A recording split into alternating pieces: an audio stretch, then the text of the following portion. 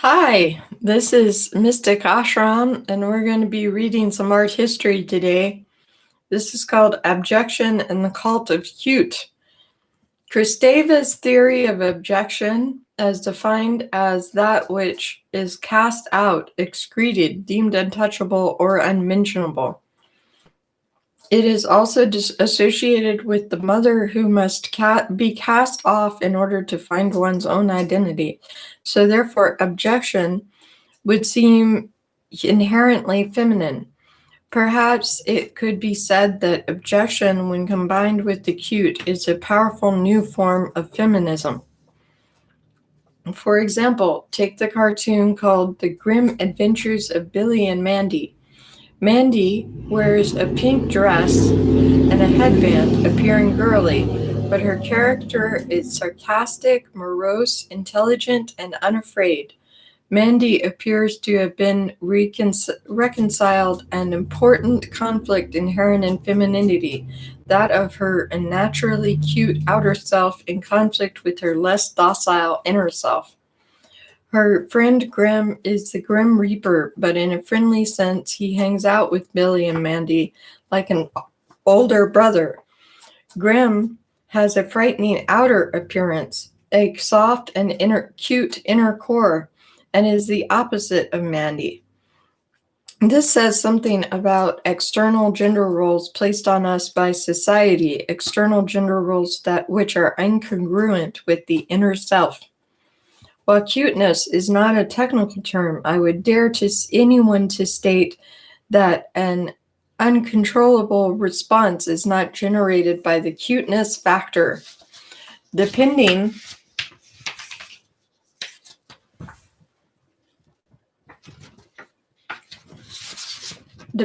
on the person, it could range from the sentimental welling of tears to uncontrollable repulsion.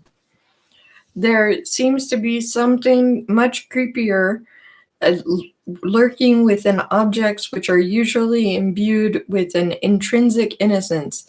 This is a major theme in Kenyan-born Japanese artist Ryoko Sato's work. According to In-Depth Art News in 2006, Ryoko Sato, a Kenyan-born Japanese artist, has been working on the theme of the unfamiliar of the familiar for several years. Her pieces appear to be both cute and grotesque at the same time. Through her work, she asks, what do we adults find grotesque or unfamiliar in some objects, and why? Her use of strong, bright colors emphasizes the contradictions in her work and could also be a reflection of her upbringing in Kenya.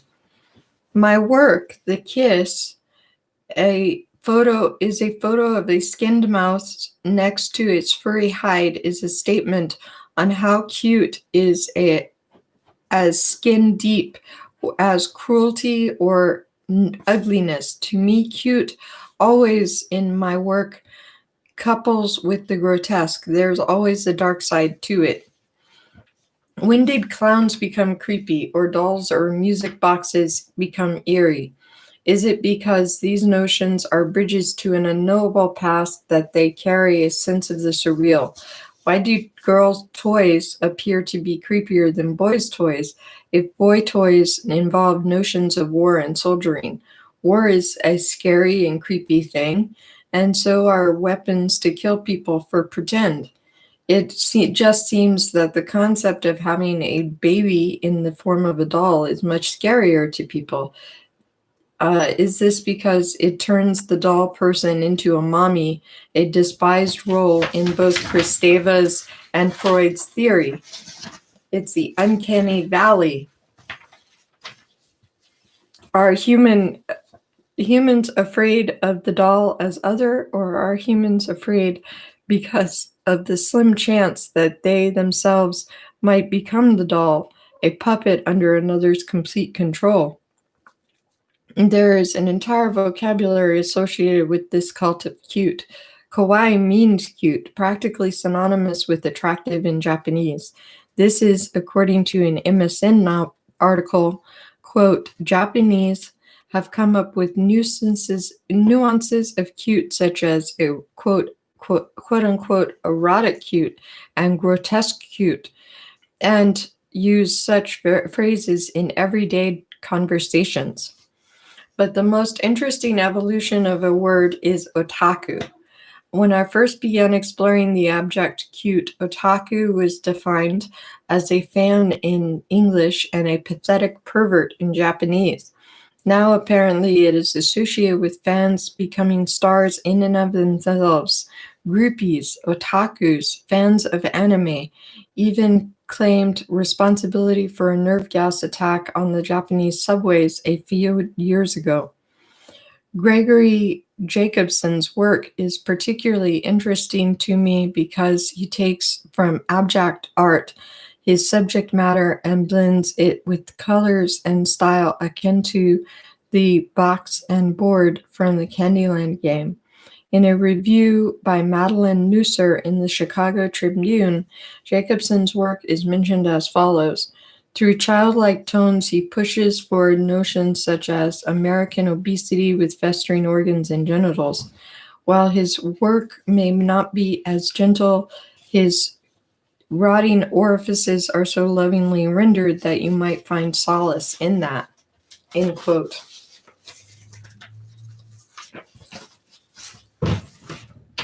The cult of cute, it has been dubbed, messed up the censor's notion of depravity and undermines the current policy of disgusting equals bizarre by denoting other, disguised by the ultimate in conformity, docility, and domestication. Cuteness traditionally equates to docile, but whether it is passive depends on its underlying subject matter. In the MSN article, Cute Sells in Japan and Increasingly in the West, end quote, a woman's university professor, Hiroto Murasawa, who is considered an expert on the culture of beauty, said, quote, cute is merely proof that Japanese simply don't want to grow up, but feels they must change to articulate its views in the international stage. It's a mentality that breeds non-assertion, the cute mindset.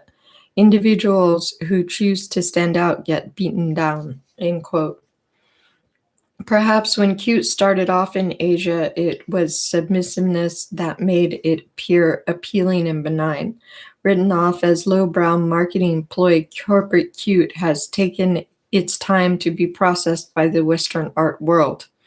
Since 1994, according to some people, such as art history editor Shelley Esack of About.com, a website dedicated to news, jobs, and theories concerning art history, Esack cites Juxtaposed magazine as the main reason for getting acquainted with lowbrow. Lowbrow has also been dubbed underground, visionary, neo-pop, anti-establishment, and custom with the K. John Seabrook coined the phrase no-brow and also the term new-brow. Abject art has dealt audiences a tough hand, prompting the distinction between the art connoisseur and those who believe abjection is a cheap bid for attention. It appears that cute can offer a new dimension for the art world to build upon of existing abjection. Cute has become the sugar that coats the pills so abject art can go on to confront issues with new and improved terror for the masses. Although easily associated with Japanese subculture, the movement deserves to be charted as a global occurrence in the contemporary art field. Although the Japanese capitalist system has pushed the cute abjection movement into public awareness, it is far from being exclusively a Japanese movement.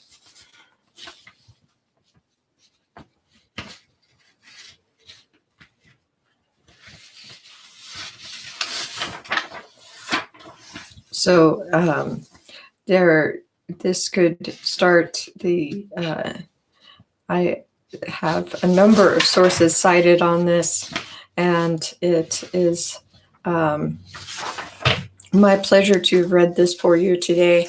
Abjection and Cute, And thank you very much for tuning in. I appreciate your likes, shares, and subscribes on my videos always.